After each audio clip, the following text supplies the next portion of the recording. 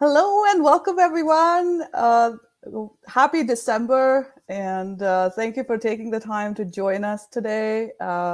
This is episode number 6 of our LinkedIn Live show called Exploring Intersections. It's a LinkedIn Live space that's dedicated to unpacking intersections as we co create a future work that works for everyone.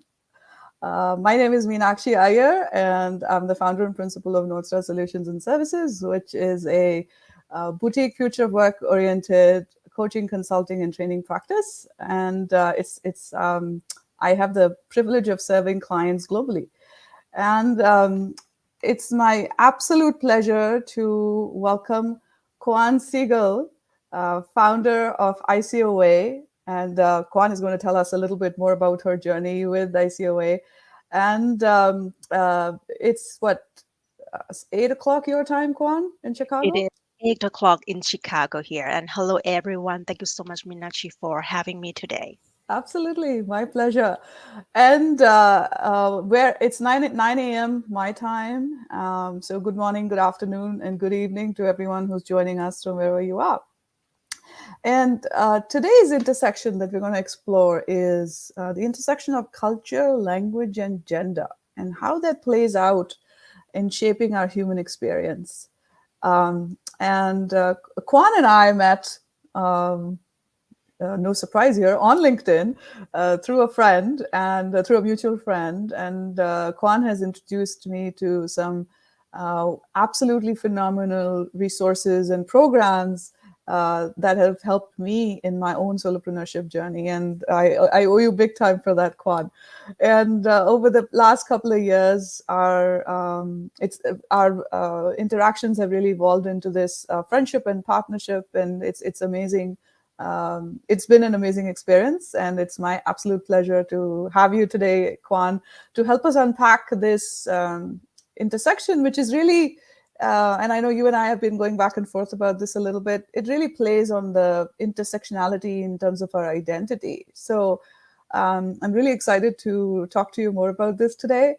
And, just as a bit of background for folks who are attending this for the first time, the reason I to chose exploring intersections as a topic really is that I think that intersections are these very interesting spaces, and they offer diverse perspectives, and it's a fantastic vantage point to have those, to gain those perspectives.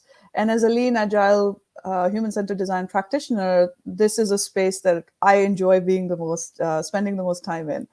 I would love for you to, Quan, to introduce yourself a little bit more in detail. I know you as the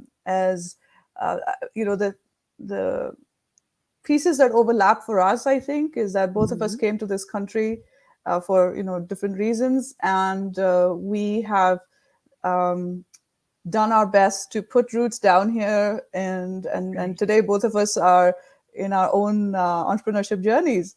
And I know that you straddle two different cultures and many different languages and all of that. So, um, if you wouldn't mind sharing a little bit more about yourself, and then we'll get started with the conversation. Of course. And when I think about it, how amazing it is that we haven't really got a chance to meet in person at all, but we feel like friends forever now, BFFs. Yes, yes, yes, Thanks to LinkedIn. Thanks to absolutely, LinkedIn. And absolutely. right, when you talk about, how our intersections are pretty similar. And right now we are both founders of our own company. It's just so amazing when everything just light up, and it has not been easy. Yes. So maybe I can share a little bit about myself to your audience today, because I don't think that maybe I haven't met any of them before. So my name's Kwan Segal. I am the CEO and founder of I See a Way. We provide career coaching programs for international students and immigrants in the US to help them find their dream job. And me myself, born and raised in Bangkok, Thailand, and now living in Chicago. That is one intersection, right? I'm also Absolutely. yeah, I'm also a woman of color as well, and um, was raised by a single mom. All of this is what part of my intersections in my life. Mm, And my past life, before I become a founder of my own company, I have more than 15 years as a human capital consultant and worked for companies like BMW, Accenture, and Deloitte. So I got to combine all those human capital consulting experience and put together into how to help young professionals, brand themselves to become attractive to American employers. So that is what I mm. do and really enjoy it so much every single day. Thank you so much. And yes, Kwan, the work that you do, in especially in helping young people, uh, helping them get set up for success in a completely foreign culture, in a completely foreign work environment. That's phenomenal work that you do. Um, so, you know, this intersection, when we talk about the intersection of culture, language, and gender, my first question to you is, what does this intersection mean to you? And it's sort of a two-part question. What does it mean to you as a professional and an entrepreneur, and also as an individual in your, so basically your professional and your personal life? That is a really good question, and thank you for bringing this awareness. So not just me, I hope that our audience can also think about this as well, right? What does intersection mean to them Mm, as on a professional level and on a personal level? Okay. So let me wrap this up. What does it mean to me? As I mentioned before, let's talk about on a professional level. I'm wearing multiple hats, and as a founder of my own company, we are both solopreneur. We know what it is to like wearing multiple hats, and we also, we are also a married woman. We have that expectation, right, from our family as well. So as a professional, as the leader of yourself, your company, all of this is playing like giving you lots of um, what you call expectations that you need to meet every single day. mm, Your own expectation, your family expectation, your client's expectation, your collaborators expectations. So all of that really play around, and sometimes it also creates some challenges and mm, also advantages. And mm, on a personal level, me as a woman of color, not born and raised here, totally brand new to the culture. I have been here for 8 years, and yeah, deep down myself, I still feel like I'm Thai. But now when I go back home, people also say, Kwan, you don't look like Thai anymore. You speak so loud. Thai people don't speak loud. So yes. those kind of thing on the personal level. So it's been fun. It's been fun. And I was just going to ask you, so when did you come to the US? You said 8 years ago. So that's like Right, 2014, 2014. 2014. That was the time that I decided to move here permanently. And before that, I traveled back and forth, for education, for work, for fun, and decided to really be here, yes, as a resident. And I just got my citizenship this year. Oh, that's right. Congratulations. Thank you so much. So let's talk about that. So how does that make you feel, especially in the context of your, your country of origin, your own Uh-huh. culture and all that? How does that feel for you? Unbelievable.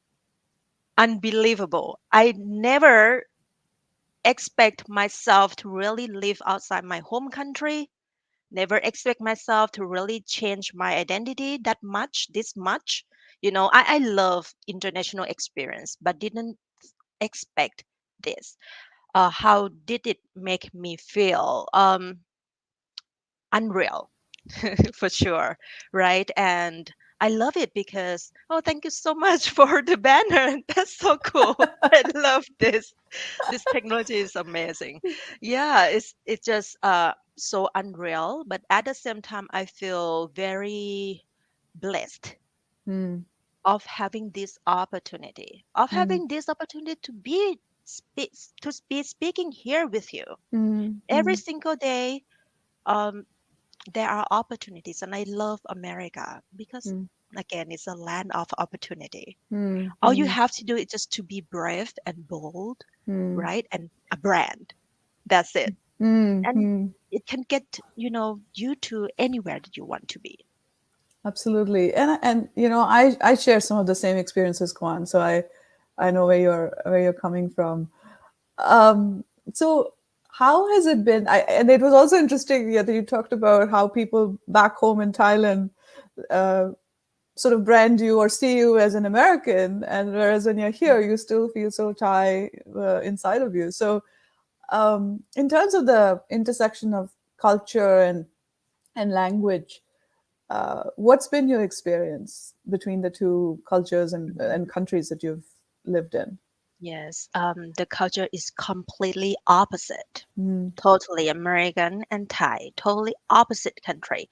Thai, we never been colonized, uh, mm, people don't really speak English much except, educated population, right? We speak Thai mainly. And yeah, like, individualistic, we are not, we collectivism, mm, right? We have that power of distance. It means you really being polite, but mm, here power of distance means you're not confident. mm, So all of that play in that, very like the first few years of my life here is was so overwhelming mm, with all of these differences of cultures and languages. And my English language that we learned back home, we use British English. So I need to pick up the new words as well here mm, in mm. America. Hi, Yeah. Vash. How are you? We have one comment here. Good morning, Vash. Yes. Hi, Vaish. Thank you for joining us. And if you have any questions for Kwan, throw them in, and we'll pick it up in our conversation. Yeah, thank you so much for joining us. Yeah. So, Kwan, you're talking about straddling two completely different cultures, as you talked about individualism, individualistic and collectivist, and I share some of the same experience as well. Um, what what's the one thing that you've learned about yourself in that experience? Okay. Um, One thing that I learned about myself from crossing the cultural differences, Mm-hmm. right? Um, it makes me become more cultural competent than other Mm, people that never have the opportunity to cross over the cultural barriers. So mm, now I have that empathy and compassion for mm, other any type of people from any type of backgrounds. uh, I listen more, I notice mm, more, I embrace them more than I used to be. um, I used to be maybe judging, right? We mm, all have that kind of judging mentality when we see people who are different than us. But now I become more embracing and compassionate when I mm. see someone who's different from me. Right. So, how does that how does that serve you in your professional life? Like, I feel like you bring a lot of that in your work at ICOA. Yes, definitely 100% every day, every single minute, because I serve the international community, immigrants, international students, and I got to learn about their culture too, because not all of them from, only like a fraction of them from Thailand, and only a fraction of them from Asian countries too. I got a chance to really get to know people from different cultures and practice this, compassion, empathy myself every day. Yeah, got to use this on my work every single day. Right. And what how do people respond to that in the US? Like American professionals, Mm-hmm. right? In Yeah. general. Uh, at the beginning of my journey here, I feel like maybe they did not really um, understand where I'm coming from and all that type of thing. But right now, I feel like me myself, as I bring the differences on the table, I now see that American professionals actually they they start to be open up and also want to learn from me. I used to feel inferior than people Mm, here in the US because comparing the country, Thailand is like some people may say it's a developing country, but mm. some part is very advanced actually. Yes, yes. But anyway, I used to feel inferior because I'm from a very small country, and now we are here in the Mm, U.S. mm, The top leader, the world leader, right? But actually, I should not have felt that way at all. mm, And right now, I feel like American professionals, they really embrace my differences. And now I can also showcase my strength as someone who can bring difference on the table as well. mm. That's just fantastic what you just shared. And, I want to take a minute to also acknowledge your courage and your vulnerability in sharing that, feeling inferior. Yeah, and I think for me personally, a lot of that also had to do with the how much value folks. I'm originally from India. How much people education is valued, and how much education in the English medium language medium is valued, Mhm. and that becomes like a differentiator, and a lot of times um, creates it becomes the basis of discrimination in a lot of respects, and so that sense of feeling less than, I'm Mhm. totally with you. It took me a long time to get over that. uh, so Right. how do you yeah so it's fantastic that the students that you work with, they have someone like you who's had that experience, who has walked the path to sort of guide them in their journey, and I really want to appreciate that. um, I wanted to sort of extrapolating from the some of what you shared earlier. So this intersection of culture, language, and gender. Actually, before I get to that, I also wanted to ask you: do you think? Um, Let me rephrase that. How much of your experience do you think has been shaped by the fact that you're a woman? Mm, okay. Um, the fact that I am a woman really played so much on my decision making, Hmm. on how I am perceived, and the expectation from people around me. Um, let me share one thing with you, which Mm-hmm. I just shared with one of my best friend over our vacation in San Diego last week.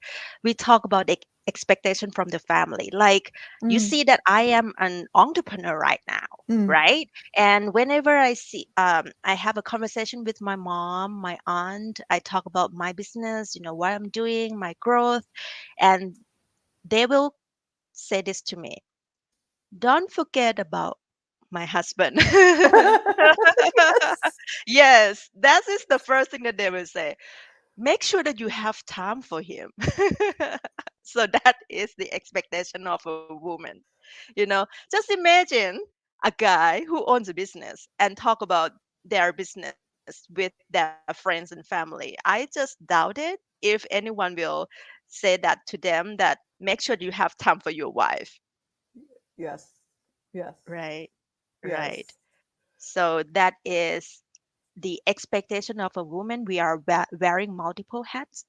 We Mm. also, you know, um, need to lead, but at the same time, compromise. Mm. We have a lot to compromise. And even though I want to be strong and brave, deep down inside, it also, influence my decision making as well. Sometimes I may not really play a super, what you call, like aggressive role Mm. to others, right? Because I feel like I have been taught to compromise. Mm. Yes. So, Mm. what do you think? I would love to hear from your experience too as a woman here in the US as an entrepreneur. It's very similar in terms of what you shared, your conversations with your mom and aunt. Uh-huh. So I have the same thing. Like when I talk to my mom, she will, she'll make sure she tells me that at least once in every conversation. Mhm. However, it's also been a very interesting journey for me with my mom in that um, it took me a long time to realize how much of a strong influence she's been on how I've shaped up. But I will tell you that she was someone who wanted to go to college, who wanted to study further, wanted to work, and she didn't get any of that. And she was married off very young. She was in her teens when she got married, and so the way she raised me was the focus was always on education and financial independence. And so there was never any talk of marriage or anything like that when I was growing up, and it was all about so the deal we had was that the day I graduated from college, finished my degree, and got myself a job, and I was living on my like if the day I knew that I could live on my own and support myself financially, she would get out of my life, as in she would stop meddling with it. That was the deal we had. And so it's very interesting for me to now when I have conversations, the for her the primary focus for me, because I'm guessing because I'm a woman, is how well am I taking care of my household responsibilities and the domestic chores and things like that. Mhm. However, she will point out that you don't have to do everything yourself. Don't make the same mistakes that I made, because she did everything in the house and we had no outside help whatsoever. And so that's the shifts that I'm seeing in her. So that's been my interesting part. She has struggled for a long time with my decision of quitting my full-time job and trying to do something on my own. She doesn't get that, and so she worries. She worries about me. But I think she has a lot of respect for working women, and I think that women who work outside of the home, and at the same time, she also still feels less than that she didn't do that. So she thinks that being a full time parent, stay at home parent, is not much. And I try to tell her that if she hadn't done that, I wouldn't be able to do what I'm doing. That's so wonderful. Mom is the hardest job on earth. Yes, And, whoever listening to us right now, if you're a mom, we adore you. absolutely, absolutely. I know And that it hasn't been easy for mom to raise me. I'm not an easy kid, but yes, I admire her, and she's a single mom. Hmm. yeah, yeah. And Yes, and so your mom's amazing too. yes, yes. And to overcome all the challenges that they did in their time and age, and to still be there for us, I think. So I spent a lot of time in reiterating that to her. So yeah. Amazing. Hey Chitra, welcome. Chitra, thank you so much for this comment. Yes, and pop in your questions, and I'm going to take a look at. So Vaish has a question. So before we go to the next question, how about we take this? What is your biggest professional dream look like, irrespective of cultural and gender diversity? Wow. Great question, Vaish. You always ask great question here. Biggest professional dream. I like what I'm doing, and actually, it comes pretty earlier than I expected. I always want to be a coach, a mentor to others, but I expect it to be after my retirement. So it just comes so early. You did a fast forward on your Yes, retirement fast plan. forward. So I am now living my biggest dream right now on a professional level, but I also want to be able to create this impact like in a higher level. Like let's say lots of students that got a chance to meet me at their graduation always say, Coach Kwan, I should have known you 2 years ago. Mm, So I wanted to make sure that I be able to, you know, be there for students that get to the US early on. That is something that I wanted to achieve. mm. So, in other words, you are living your biggest professional dream, it looks like. I am. I love what I'm doing. I love what I'm doing. But as an entrepreneur, we both know, we struggle every day, right? Like Yes.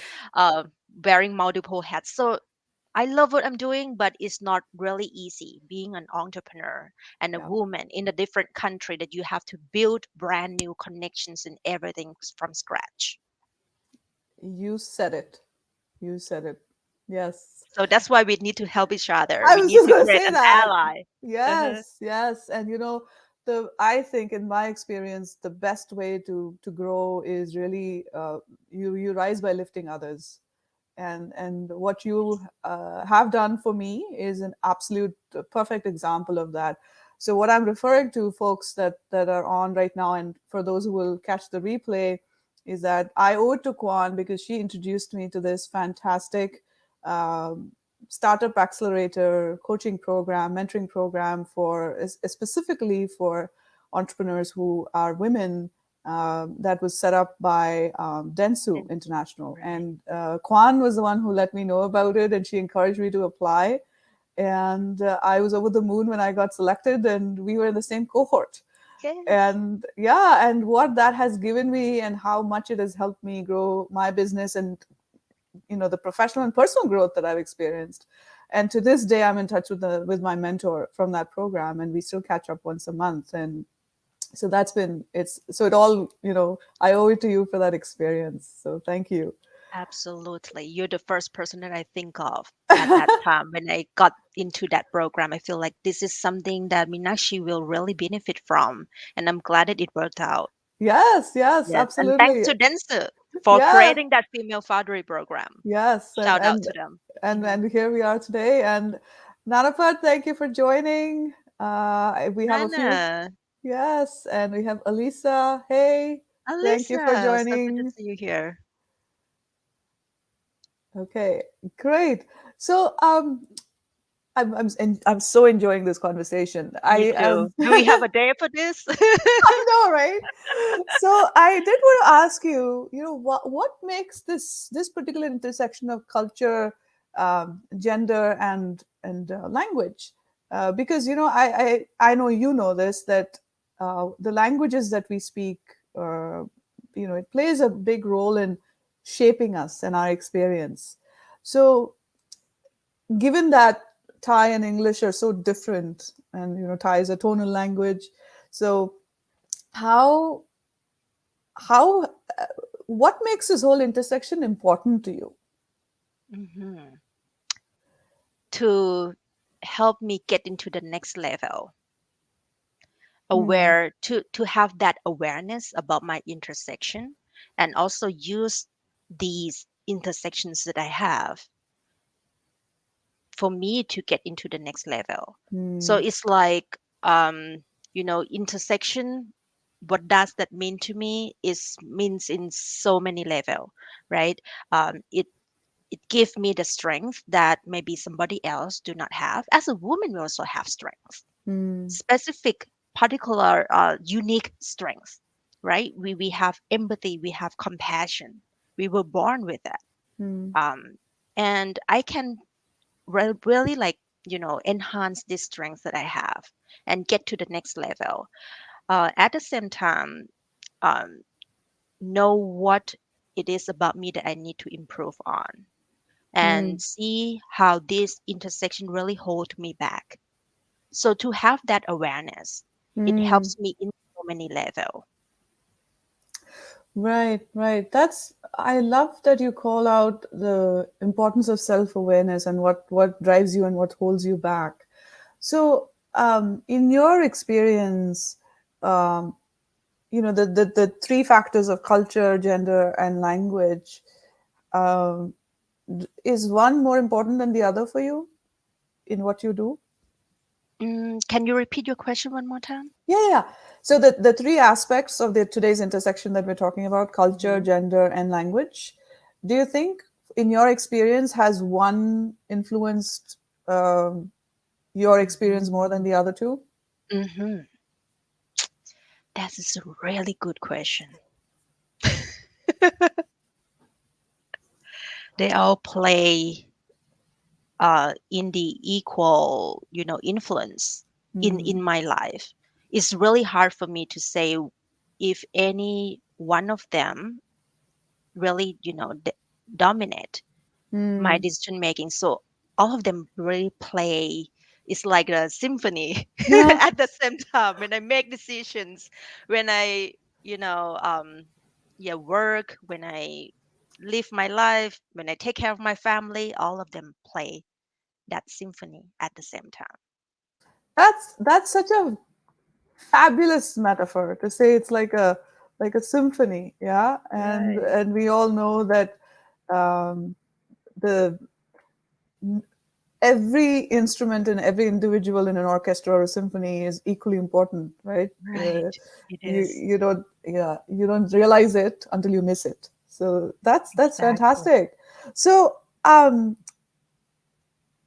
next question I had for you was really, how um, how might one embrace this intersection to to create value in our respective ecosystems? What I really mean by that is a lot of us, like both of us, we just shared that, right? Like the expectations that our family or our immediate people in our immediate circle have, just because we are women and we come from a certain culture, those expectations are sort of conditioned. So given those challenges, how might one really embrace, own this, the fact that we are at this intersection and still be able to create value? That's so great. Before I get into that, I just want to mention I love the word ecosystem so much. Yeah, ecosystem is like a community. It's like all of us here, it's like a assembly line that we will get into the final result, right? Yes. So important. And we definitely should embrace our intersection in terms of like what we discussed before, having that self-awareness first, right? Know Mm, what are your intersections, what hold you back. And once you be able to embrace it, accept who you are, who you really are, what your weaknesses are, what your strengths are, then you will be able to get to the next level that you hope to become. And you will also know if the next level is the right level. Maybe there's no one direction that you have to go, right? There are so many ways for you mm, to go. And come back to that ecosystem. Always find the community that share the same intersections with you. Having mm, that ecosystem, that will support you along the way to help you achieve your goal easier, right? Find a community, um, learn from them. Is about give and take, mm. right? So we find the opportunity to both give and take, pay it forward, and help others. Pay it forward and help others. Just like That what you are doing, Meenakshi, you are now creating an ecosystem for people who are experiencing, intersections. absolutely. Right, And I also loved how you called out, building that self-awareness around our own strengths and blind spots, and right, then blind spots. and then Great word. focusing on building and nurturing a community around you. Absolutely. And I think I saw a question here from Vaish. So let's see. Oh, wow. Um, what's the best way to deal with negative gender bias as for women in the corporate ladder, according to you? Wow. Yeah, gender bias. And I know Vash pretty well. And I know that she also experienced that back home in India as well. Mm, She's a strong woman entrepreneur too. And mm, now she's an international student at University at Buffalo. She's an amazing person. Yeah, so gender bias. Wow. Um, what is the best way to deal with it, right? Sometimes it's about we need to know what happened behind the scene. mm, Where did that bias come from? Why mm, they think it that way, right? Why it happened? Is it intention or not really their intention? Is it because they don't know or they really know and they, you know, want to attack you personally, right? We mm, don't know about that. So let's say I don't think majority of people normally they don't want to just hurt others. Maybe it comes from something that they they do it like not really be conscious about it. and Mm, they act on it and it impact how you feel. So if that happens, educate them.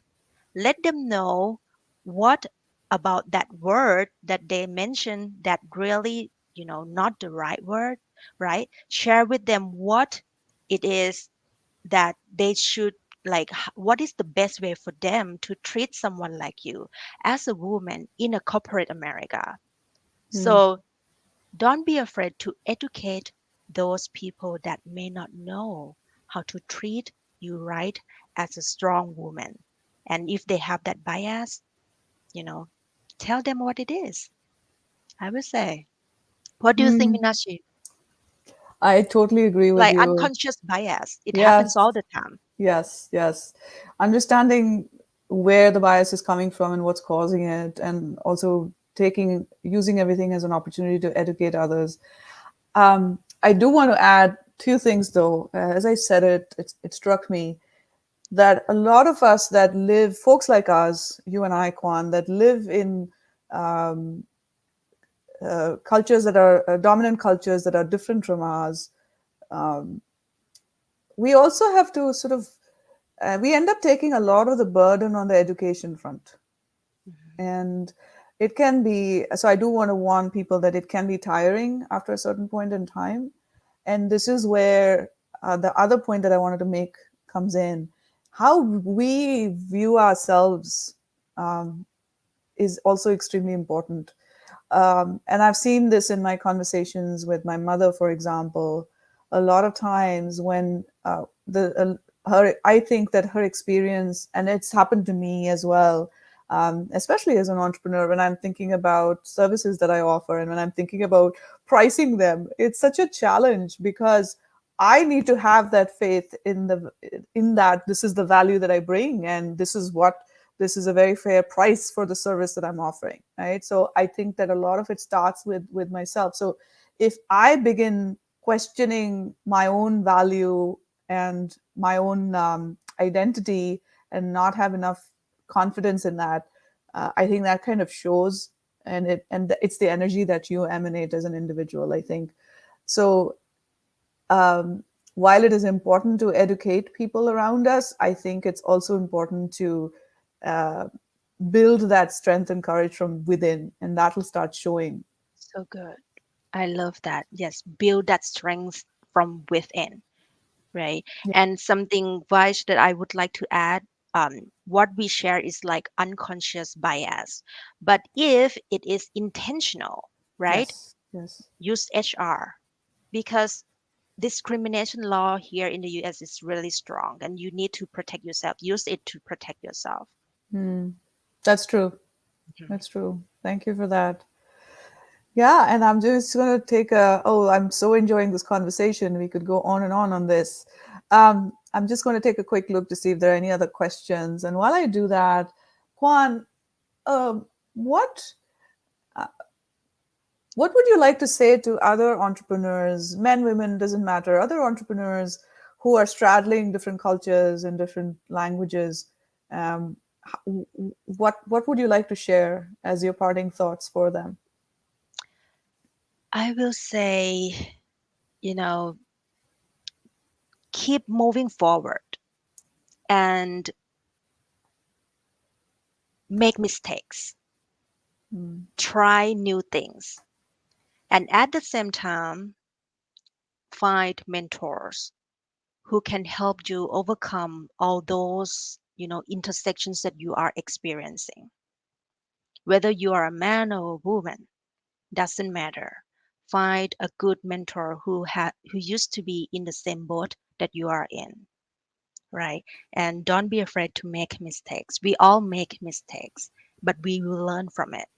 mm, mm. Oh, I love that summary. Thank you so much. Absolutely.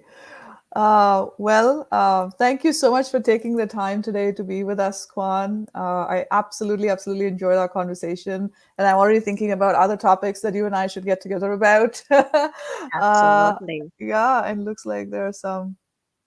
Oh, thanks, Jennifer. Thank you for joining.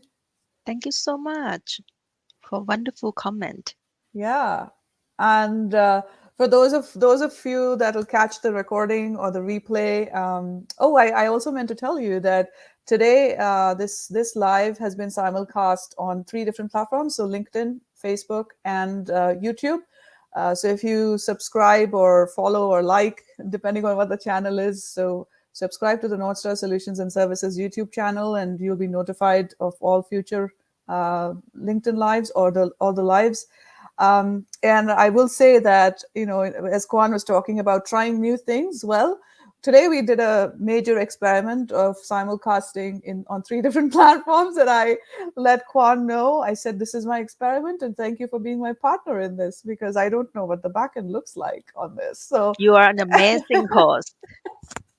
Thank you for having me today. I'm sure it's going to be fabulous on all channels. I'm going to check it out after this. absolutely. So thank you, everyone. And both Kwan and I want to take a moment to wish everyone, all those celebrating, a wonderful Christmas. This has been a hard few years for us. So, and I know that a lot of us we are grieving the loss of family and friends. So this is an incredibly hard time. Talk about intersections. We are dealing with a bunch of different emotions at this point in time, and we want to take a moment to acknowledge that. And best wishes for a peaceful holiday season and a wonderful start to 2022. Yeah. Thank you, Happy Vice. holidays. Yes, And thank you, Meenakshi, for creating this meaningful forum and having me today. absolutely. Yeah. My Merry pleasure, Kwan. Christmas and Happy New Year. Yes, folks. Merry Christmas and a wonderful New Year. Thank you, everyone. Cheers. Bye.